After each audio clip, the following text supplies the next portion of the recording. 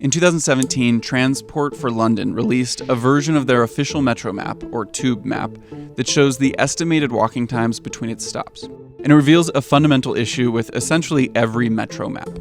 Look at these two stops right here, Aldgate East and Whitechapel. The estimated walking time between them is 12 minutes. But now look at Moorgate to Liverpool Street. The estimated walking time is 6 minutes, half that of the other, but visually twice the distance. Or look at the stops between the two, 11 minutes. This map gives me almost no reference for how far away these stops really are from each other.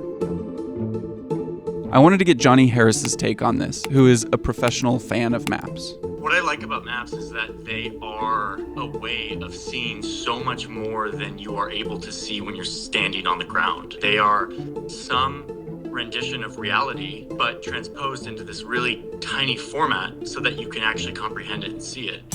If you look at transit maps from cities all around the world, most fit into a very similar design language. They usually consist of lines traveling in 3 directions: vertical, a 45-degree angle, and horizontal. Each line has its own color, and the background is shaded to show the different zones and thus the fares you might pay. This is because transit maps are more diagrams than they really are maps. When you're underground, you don't need to know exactly where you are and exactly how far it is from one place to the next. You have a clock up there telling you you're 7 minutes from the next thing. You have timetables. And so what you really need to know is the sequencing of stops and how stops connect to each other and how they intersect. Geography becomes way less useful, and ordinal relationships and intersections become way more useful. And so I think that is what the design ends up bowing to.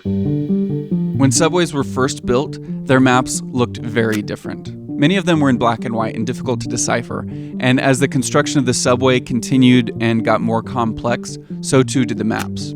Eventually, one map designer put it this way: the subway system has now reached a point where only an expert can find his way around it. In 1933, London published this map of the Underground made by Harry Beck. He modeled his version after a circuit board schematic. With his design, there's a clear trade-off: geographical accuracy for route clarity. The stops end up looking much more equidistant. Far out stops get pulled toward the center to fit on the map, and the densest downtown areas get separated so you can untangle the mess of stops and lines. Quickly, its influence spread to cities all across the world. One city, however, had an especially difficult time adopting a map like this. In 1972, this map was published for the New York subway, applying all of Beck's principles. You can see just how far removed from geographic reality it is. Just look at the shape of Manhattan compared to its actual shape. It was received with mixed feelings and sparked serious debate. New York has this spatial shape like Manhattan and the boroughs. It's really useful to try to peg it to geography because you can feel yourself going under the river and going across, and you can really sort of get your bearings. So I think in that case, it makes sense to peg it to spatial geography. The map only lasted 6 years before being replaced by another that more closely represents reality. But even though it's much less abstract than the previous map, it's still not geographically accurate. So it's not a binary issue, it's a spectrum.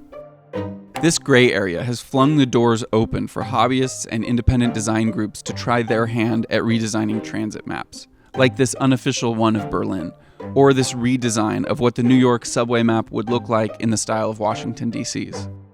There's whole subreddits and websites dedicated to this.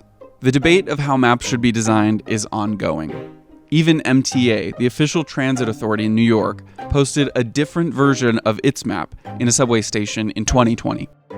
To me, it seems like the real problem is that we're dealing with static maps. If you use Google Maps, you can zoom in and zoom out. And if you look closely, you'll notice that the information gets prioritized as you change your distance from the ground, like the city name disappearing.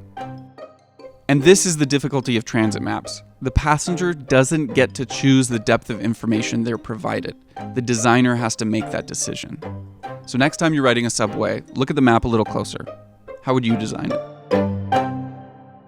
This debate of geographical accuracy or route clarity may actually have an answer: digital maps for everyone.